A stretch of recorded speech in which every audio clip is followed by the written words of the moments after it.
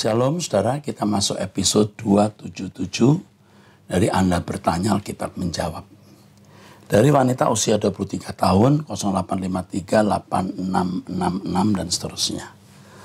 Om Eras, saya mempunyai pacar dari berbeda agama dengan saya. Namun beberapa minggu ini hati saya gusar, ya pasangan saya agamanya Islam. Dan karena pasangan saya berbeda iman dan tidak turut sepenanggungan beban dalam iman saya. Orang tua saya juga tidak menyetujui hubungan kami. Saya merasa bahwa orang tua saya mungkin punya naluri terhadap pasangan saya. Dan jujur Om, saya takut salah dalam menentukan jodoh karena dia akan menjadi pasangan saya seumur hidup ke depan. Karena pasangan merupakan partner sekerja bagi Allah dan dia pernah bilang akan mempertimbangkan termasuk Kristen. Apakah menurut Om saya tetap mempertahankan hubungan saya ini? 100% putus, ya.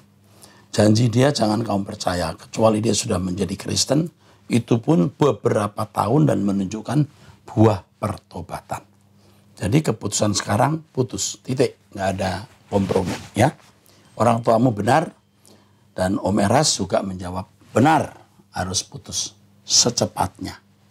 Sekarang juga, ya. Jangan nunggu besok. Sekarang kasih SMS dia. Hubungan kita sampai di sini saja. As a friend, udah. Ya, jangan lagi membangun hubungan. Lalu move on. Ya, udah. Terima kasih. 08227901 dan seterusnya. Ini dari perempuan juga usia 40 tahun. Saya ingin sharing sedikit Pak. Pada saat ini Pak, saya lagi di tengah pergumulan dan masalah. Di mana saat ini saya terlilit hutang dan rumah tangga sedang digoncang. Betul-betul pada saat ini saya sangat jatuh. Tapi saya tetap berdoa kepada Tuhan Yesus biar kiranya Tuhan dapat menguatkan saya menghadapi semua ini. Dan saya mau kembali ke jalan-jalannya, jalan-jalan Tuhan. Dan meninggalkan cara hidup lama saya. Apakah ini proses dari Tuhan Pak? Tolong bantu buat pencerahannya. Saudari ini, saya tidak yakin setelah Tuhan tolong kamu tetap ada di jalan Tuhan. Sudah menjadi pengalaman hidup banyak orang, termasuk saya juga. Ketika kita dalam kondisi berat, ya, kita memiliki tekad untuk kembali ke jalan Tuhan. Tetapi setelah kembali ke jalan Tuhan, tapi setelah mendapat jalan keluar, ekonomi membaik, lalu kembali ke jalan yang lama atau tidak lagi setia seperti ketika kita sedang dalam masalah berat. Lalu nasihat saya adalah miliki kedewasaan rohani yang permanen. Kesucian yang permanen. Persekutuan dengan Tuhan yang sepermanen mungkin supaya tidak menoleh ke belakang. Tuhan pasti menyelesaikan masalahmu. Pasti. Tuhan tidak ada untungnya bagi Tuhan membuat kamu susah. Tetapi kalau kamu tidak dihajar dengan cara begini, kamu tidak baik. Kamu nggak pernah benar. Ingat, kamu harus sungguh-sungguh menjadi orang dewasa rohani. Kesucianmu permanen, ketaatanmu permanen, Tuhan akan pulihkan. Jadi sekarang pikirkan bagaimana kamu menjadi seorang yang benar-benar berkenan di hadapan Allah. Dan itu memiliki nilai permanen atau kokoh atau stabil. Jalani saja. Tuhan pasti buka jalan. Jalan hidupmu ini pasti Tuhan buka jalanan. Ya. Percaya Tuhan akan tolong kamu karena kamu orang yang dipilih Tuhan. 08969943 dan seterusnya. Salam Pak Erastus. Saya pria usia 63 tahun. Saya selalu mengikuti ABAM karena sangat bagus sekali untuk menambah wawasan kekristenan. Saya pernah mendengar penjelasan Bapak bahwa penulisan nama Tuhan tidak boleh singkat. Tapi saya lupa di juru khotbah mana. Boleh saya minta tolong dijelaskan lagi Pak. Larangan menyingkatkan nama Tuhan Yesus menjadi JBU, TYM pada saat mengetik pesan singkat di WA maupun SMS karena tidak sopan.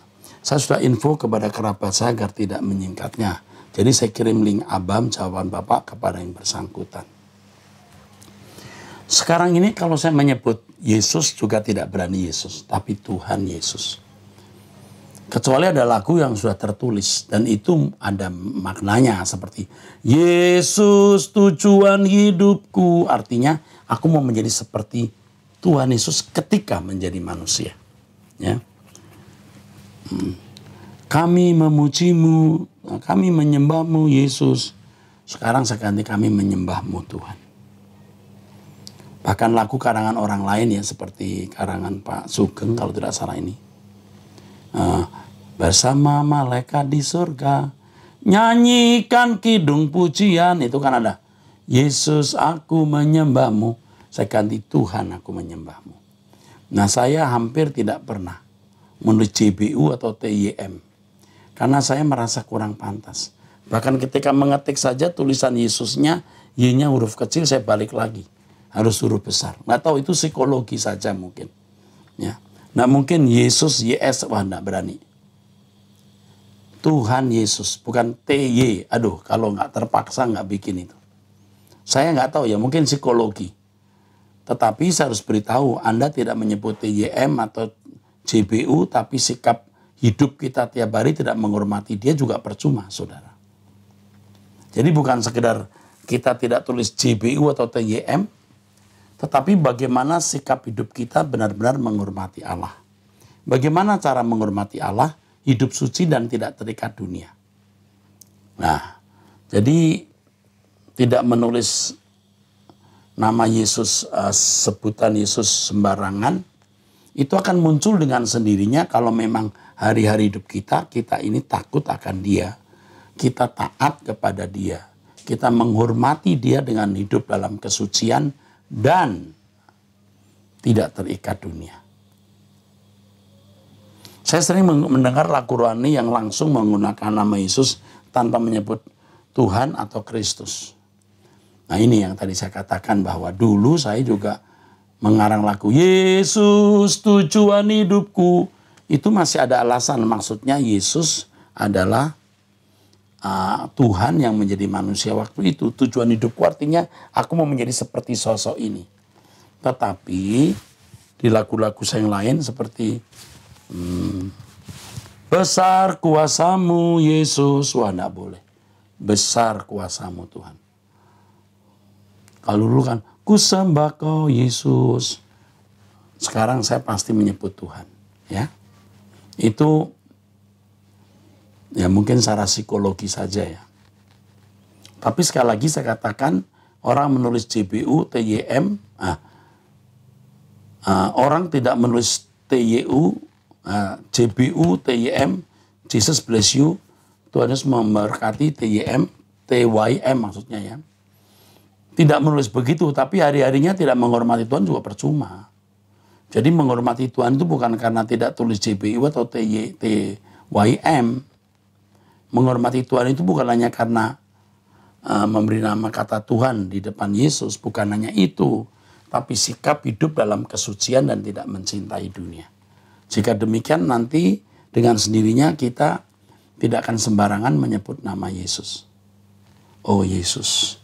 Aduh, dulu kita biasa begitu, sekarang oh Tuhan, aku lebih suka menggunakan itu. Bagaimana mengenai pendapat Bapak mengenai hal ini dan bagaimana kami menyikapinya? Minta tolong di info jawaban Bapak muncul. Oke. Nah, kepada Bapak ini saya sarankan tidak banyak bicara. Kalau orang tidak siap mendengar nanti tambah sakit hati. Beri penjelasan dengan kasih. Kalau mau mendengar boleh, tidak mau mendengar ya silahkan. Ini pertanyaan yang bagus Pak, dan saya senang bisa mendapat pertanyaan ini supaya jawaban saya bisa didengar dan memberkati banyak orang. 08193838 dan seterusnya. Nama saya ini pria usia 47 tahun di Jakarta. Dalam Kejadian 1 ayat 3 Allah berfirman jadilah terang. Kemudian terang tersebut dinamakan siang. Sedangkan benda-benda penerang diciptakan di hari keempat. Apa dalam bahasa asli kata terang dan kata benda-benda penerang sama atau beda? Lalu siapakah yang memerangi bumi sebelum maut? Sebelum mat dan bul diciptakan, mata dan bulan diciptakan di hari keempat tersebut. Oke. Terang yang dimaksud itu fakta. Fakta adanya keadaan terang. Yang disebut siang karena bumi mengalami rotasi dan revolusi. Ya. Sedangkan benda-benda penerang itu ada pada hari keempat. Lalu terang itu dari mana? Ya, sering orang berkata Tuhan sendiri yang memancarkan terang. Dan itu bisa. Atau Tuhan punya sarana lain, bisa. Yang penting di sini bahwa hari kedua ada fakta terang itu. Ada fakta terang ini. Nah, fasilitas untuk terang itu secara harfiah untuk bumi, secara lahiriah untuk bumi, Tuhan menciptakan matahari ya, dan bulan. Ya. Itu maksudnya. Jadi kalau ini yang saya bisa jawab, tapi kalau ada pandangan lain silahkan saja. Yang menurut saya ini tidak terlalu prinsip. Ya. Yang tidak prinsip tidak perlu kita paksa harus tahu. Tapi penjelasan saya sudah cukup menjawab. Menciptakan terang artinya fakta terang. Sarana terang bisa Allah sendiri. Allah itu sangat mungkin dan kenyataannya dalam kesaksian di Alkitab dan kesaksian yang sering kita dengar, Allah tampil dalam cahaya-cahaya. Itu mungkin, ya. Oke.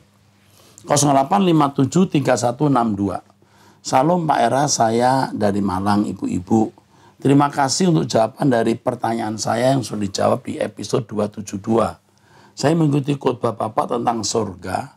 Saya mau tanya tentang firman di 2 Korintus 15 ayat 50. Apa ini? 2 Korintus 15 ayat 50. Ini harus saya lihat dulu saudaraku, sebab saya ini kalau membaca Anda bertanya Alkitab menjawab ini tidak persiapan. Berapa tadi? 2 Korintus 15 ayat 50.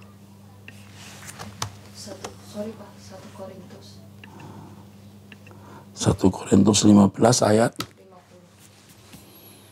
Oke, saudara-saudara, inilah yang hendak aku katakan kepadamu, yaitu bahwa daging dan darah tidak mendapat bagian dalam kerajaan Allah, bahwa yang binasa, ini kalimat ini penting, bahwa yang binasa tidak mendapat bagian dalam apa yang tidak binasa. Maksudnya darah dan daging itu darah daging yang sekarang fana ini, yang bisa sakit, bisa merosot dan mati. Nanti kita di surga juga punya darah dan daging, tetapi tubuh kemuliaan yang tidak bisa mati. Jadi 1 Korintus 15 ayat 50 ini adalah darah dan daging yang kita kenakan ini. Ya, oke. 08313367 dan seterusnya. Pak Era, saya sangat senang ada seorang pelayan Tuhan yang benar, mengerti kebenaran seperti Bapak, walaupun dalam gereja yang saya ikuti, Bapak dibilang sesat oleh kebanyakan pelayan dan jemaat di sana. Tapi saya tidak keluar dari gereja itu, karena saya tahu mereka perlu mengenal kebenaran yang sesungguhnya, bukan hanya sekedar teologi kemakmuran yang sering saya dengar di khotbah setiap minggu. Weh, mantep. Mantep yang menulis pertanyaan ini. Dan setiap ada pertemuan komsel saya sampaikan tentang ajaran Bapak. Walaupun banyak yang tidak suka. Sebelum saya tahu tentang pelayanan Pak Era, saya sudah mengerti apa yang Tuhan mau. Waktu saya ditegur Tuhan, saya bertobat sungguh. Saya melakukan puasa dan sungguh mencari Tuhan, dan apa yang saya dapatkan, saya jadi seperti orang gila. Bagi saya hanya cukup puasa, baca firman dan duduk menyembah Tuhan. Saya nggak terlalu peduli dengan apa yang akan terjadi dengan saya atau keluarga saya. Yang saya tahu dan rasakan saya benar damai. Tapi saya tetap melakukan tugas saya sebagai seorang istri dan ibu bagi anak. Saya ngomong, Pak, saya wanita berusia 32 tahun. Saya sudah menikah 14 tahun, dikaruniai 3 orang anak, ya. Tapi suami yang saya nikahi juga mempunyai 2 anak, hasil dari pernikahan sebelumnya. Istri yang pertama tidak sampai menikah secara resmi karena berbeda agama. Istri yang kedua sudah meninggal. Oh. Pertanyaan saya, Pak, apakah salah saya mempertahankan rumah tangga ini sementara suami saya sudah beberapa kali mengkhianati saya dengan perempuan lain, dan itu terjadi dari awal pernikahan kami, dan saya berikan dia kesempatan terakhir di tahun 2018, tapi dia selalu minta maaf dan tidak mengulangnya. Sekarang saya tidak tahu dia sudah berubah atau belum. Saya juga terus mendoakan tiap wanita yang sudah menyakiti saya agar mereka mengenal Tuhan dengan benar, walaupun sulit dan seringkali air mata tak berhenti mengalir sementara berdoa. Saya juga mohon ampun Tuhan atas kesalahan dan dosa saya. Jadi sebenarnya wanita-wanita yang menjadi korban suamimu itu korban. Ya walaupun dia mengambil bagian juga dalam dosa itu. Ya, tapi itu ingat bahwa biasanya laki-laki yang memulai. Sementara saya baru habis melahirkan anak saya baru berumur setahun minggu. Itu pun karena saya lupa minum pil KB karena stres. Tapi saya tetap melakukan kewajiban saya sebagai istri dan ibu, sekalipun saya seringkali tak sadar sementara masak atau melakukan pekerjaan rumah saya menangis. Tapi saya merasakan ada hal yang suami saya sembunyikan. Saya takut harus merasakan sakit hati lagi karena terakhir suami saya mengkhianati saya sambil hampir mengambil keputusan untuk bunuh diri. Nah ini yang bodoh. Kamu kawin dengan pria yang salah. Kamu menikah usia 18 tahun.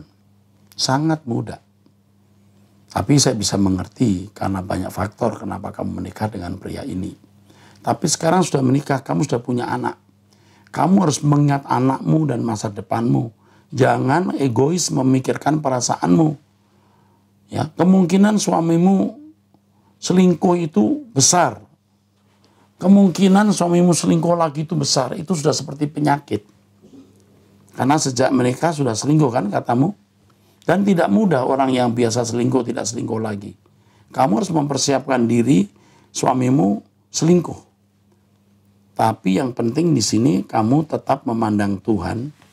Kamu tetap menjaga anak-anakmu dan saran saya coba kamu memiliki usaha kecil-kecilan. Supaya kalau suatu kali suamimu tidak lagi memelihara kamu, kamu sanggup hidup. Sekarang tujuanmu hanyalah Tuhan dan kerajaannya. Supaya kamu tabah, ya saya beritahu, satu, jadikan langit baru, bumi baru tujuan hidupmu. Pamitan dengan dunia ini. Dua, hidup berkenan kepada Allah. Yang ketiga ada, jangan menikmati dunia. Ini buat kamu jadi kokoh. Ya, persiapkan dirimu menghadap masalah yang lebih berat, tapi fokuskan dirimu kepada kehidupan yang akan datang di langit baru, bumi baru, dan usahakan sekarang ini untuk menjadi seorang yang berkenan di hadapan Allah.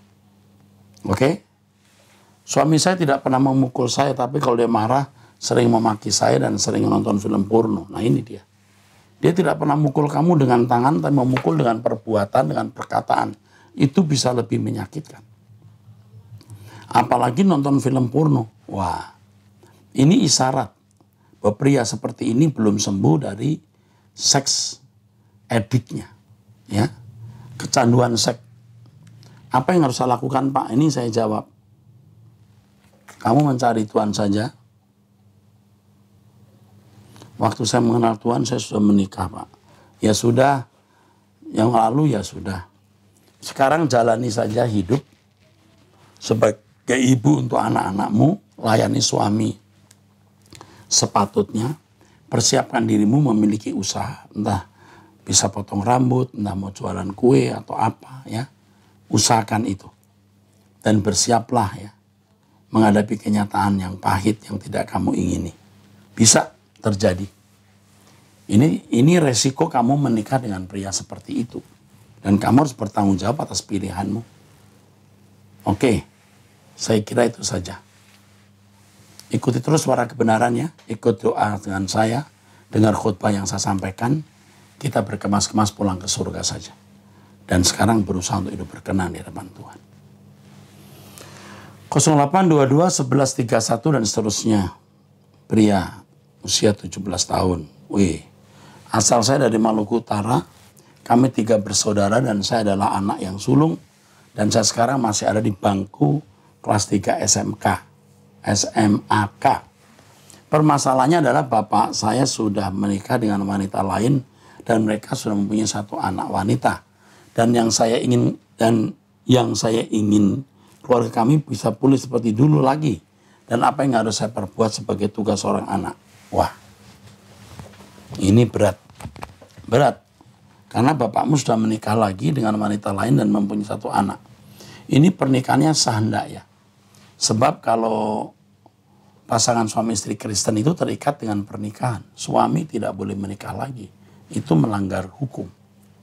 Ya, nggak boleh. Tapi apa yang harus kamu lakukan? Yang pertama, jangan menasihati orang tua. Yang kedua, kamu mencari Tuhan untuk bisa bertumbuh dalam kedewasaan rohani. Ikuti Omeras, dengerin Truth ID, doa bersama, ikuti Home, doa untuk orang-orang muda. Ya. Yang ketiga, pikirkan bagaimana kamu bisa mencari uang untuk adik-adikmu. Kamu masih punya adik, ya, yang harus kamu jaga, dan jangan mengharapkan papamu, karena papamu dengan menikah lagi itu sudah menunjukkan dia bukan pria yang bertanggung jawab secara benar. Ya, itu. Yang pertama, jangan banyak bicara, jangan menasihati orang tua. Hidup kamu harus berubah menjadi kesaksian dengan belajar kebenaran. Lalu yang ketiga, kamu usahakan untuk bisa mendapatkan income, ya, melindungi, menjaga adik-adikmu yang masih sekolah. Ini mamanya masih hidup nggak ini ya? Kalau kamu masih punya mama, dekati mama, hibur mama, kuatkan dia. Dan kamu harus menggantikan tugas bapak kamu yang tidak setia dan tidak bertanggung jawab itu. Supaya kamu bisa mengisi kekosongan hati mama dan kekosongan hati adik-adikmu. Kamu punya beban berat, tapi kamu orang istimewa. Oke. 0813 4442 dan seterusnya. Selamat Pak Gembala, Pendeta Sabtono. Saya Pak dari Jayapura, usia 56 tahun, pria ya. Setelah lebih kurang 3 tahun saya tenggelam dalam pengajaran Pak Eras, ada 2 hal yang menjadi pertanyaan dalam hati saya yang belum saya temukan jawabnya.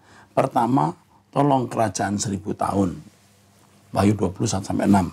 Dan yang kedua tentang bahasa yang akan digunakan untuk berkomunikasi. Apakah masih menggunakan bahasa kita di bumi seperti bahasa Indonesia, atau satu bahasa yang dikaruniakan oleh Tuhan kepada kita semua masuk LP3? Waduh. Yang pertama harus saya jelaskan soal bahasa dulu ya. Kita tidak tahu bahasa apa yang akan digunakan, tetapi itu pasti tidak menjadi masalah sama sekali. Nah, sekarang aja saja saya bisa ngomong apa kabar dalam bahasa Indonesia berubah jadi bahasa Inggris. Wahyu, bisa kok. Sopo jenengmu, what's your name, bisa. Apalagi di surga pasti teknologinya canggih. Ya. Jadi itu tidak menjadi masalah. Mengenai kerajaan 1000 tahun akan saya jawab nanti dalam satu khotbah khusus yang panjang dan lengkap. Sebab kalau tidak, nanti akan dianggap sesat atau ngabur. Terima kasih untuk pertanyaannya. 0811 11 lagi 74 dan seterusnya. Salam Pak Eras dan tim, kiranya Bapak kita yang Maha Kudus di dalam Yesus Kristus senantiasa memberkati karya Pak Eras dan tim untuk mendewasakan domba-domba milik Yesus. Saya bersyukur mengenal Pak Eras sejak kira-kira 10 tahun lalu dan percaya apa yang Pak Eras sampaikan benar dengan cara menguji dan melihat buah-buahnya. Kita boleh menjadi berkenan di mata Bapa yang Maha Kudus dengan menjadi miskin, mengalahkan kedagingan dan tak punya hak atas hidup sendiri di hadapan Dia. Taat dan setia serta selalu bersyukur dalam segala kondisi. Mohon doakan banyak saudara kita di pelosok Nusantara yang menderita karena nama Yesus. Karena iman mereka kepada Yesus. Puji Bapak dalam nama Yesus, karena saya dan istri boleh berkenan dipakai untuk menjadi saluran berkat dalam rencana Bapak untuk mereka yang memerlukan. Dengan cara-cara yang luar biasa, mujizat-mujizat yang luar biasa. Pertanyaan saya, selain dengan firman Tuhan, berdoa dan buah-buah roh, dan perilaku hidup, bagaimana kita menguji apakah karunia roh itu berasal dari Bapa atau bukan? Yang kami rasakan dan alami, roh dari Bapa selalu memimpin kami kepada gairah surgawi, memberi tanpa balas untuk sesama, bahkan dalam situasi minus. Tetapi di balik itu semua yang kami perlukan selalu Bapak sediakan luar biasa. Haleluya. Bahkan Bapak bisa bekerja membuat orang-orang di luar Kristen menjadi saluran berkat buat membantu saudara-saudara yang menderita karena dia. Haleluya. Sekarang kami, saya dan istri semakin belajar untuk menjadi semakin miskin dan taat perintahnya. Untuk berbuat kasih dan lebih lagi, agar kami semakin berkenan di hadapan Bapa. Sekarang dan kelak, salam dari Bapa yang disembah Abraham, Ishak dan Yakub, dalam nama Tuhan Yesus menyertai Pak Eras dan tim, serta kita semua yang berkenan kepadanya. Haleluya. Nah, ini sebuah pernyataan ya. Oke. Untuk menguji apakah itu sebuah karunia roh atau bukan, itu sebenarnya kepekaan kita. Kalau saudara hidup suci, tidak mencintai dunia, melekat dengan Tuhan, kita bisa menguji. Apakah roh di dalam orang itu roh dari Allah? Apakah itu karunia roh atau bukan?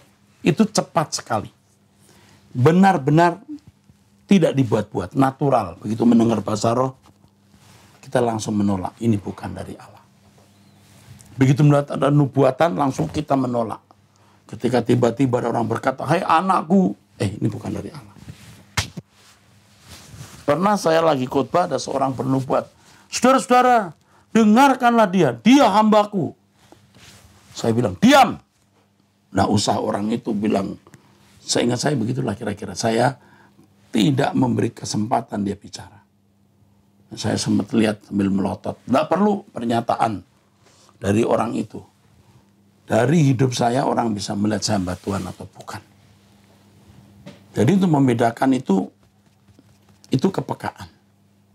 Makanya orang itu harus hidup suci dan tidak mencintai dunia supaya damai sejahteranya tidak ditentukan oleh dunia ini. Jadi ketika dia mendengar orang berbahasa roh, orang bernubuat, damai sejahteranya bisa jadi ukuran. Kok tidak damai? Bukan dari Allah. Tapi kalau damai sejahtera seorang memang sudah diisi oleh hal duniawi, tidak bisa. Dia nggak peka lagi. Ya. 08560749. Om Eras, saya mau bertanya. Saya seorang yang menikah dengan pasangan muslim. Tapi kami menikah secara Kristen. Kami sudah menikah 12 tahun. Tapi suamiku setelah menikah kembali menjadi muslim. Dan dia selalu bilang berdosa karena menikahiku. Tapi ketika aku ingin dia menceraikan aku, dia juga tidak mau. Aduh, makanya saya sudah bilang jangan percaya. Tadi kan ada orang tanya begitu ya, tuh di episode kemarin ya. Jangan percaya kalau laki-laki bilang atau wanita bilang, saya pertimbangan masuk Kristen. Cut. Pokoknya begitu pacaran dengan orang non-Kristen, kamu sudah tidak setia. Kamu sudah melukai Tuhan. Kamu menyakiti hati Tuhan. Sekarang apa yang harus saya lakukan? Saya bergumul terus dalam beberapa tahun terakhir ini dan masih dalam jalan buntu. Dan dia ingin anak kami ikut agamanya. Tuh, menyakitkan kan? Berat. Sangat berat kalau sampai anakmu masuk agama lain. Wah, kamu kehilangan anak itu. Benar-benar. Jadi sekarang yang kamu lakukan, melekat dengan Tuhan, hidup suci bersama saya, mendengarkan suara kebenaran, bersiap-siap masuk surga, doa setiap pagi jam 5 dengan saya lewat Truth ID. Nah, itu baru. Dan kita menunggu pertolongan Tuhan. Bertahan dulu, tunggu pertolongan Tuhan. Kita tidak tahu apa yang akan terjadi nanti. Tapi setialah. Setialah dulu. Oke? Sampai jumpa, Tuhan memberkati saudara-saudara sekalian.